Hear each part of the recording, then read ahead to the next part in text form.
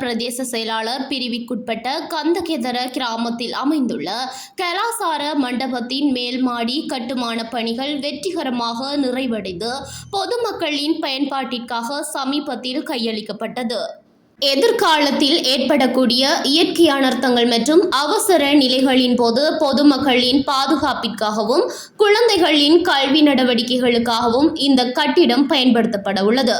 கந்தகெதர இந்து மாமன்றத்திற்கு சொந்தமான இக்கட்டடத்தின் மேல்மாடி Korea friends of hope international அமைப்பின் முழுமையான நிதி உதவியுடன் கட்டி முடிக்கப்பட்டுள்ளது.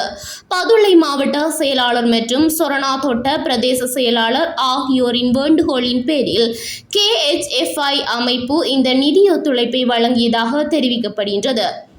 KHFI அமைப்பின் கோப்பியின் மேற்பார்வையின் கீழ் கட்டுமான பணிகள் முன்னெடுக்கப்பட்டு வெற்றிகரமாக நிறைவு பெற்றன. இந்த நிகழ்வில் பதுளை மாவட்ட செயலாளர் திரு பிரபாத் அபேவர்தன, சொரணாதொட்ட பிரதேச செயலாளர் திருமதி நிரோஷா ஹென்னாயக்க மற்றும் Korea friends of hope international அமைப்பின் பிரதிநிதிகள் கலந்து கொண்டனர்.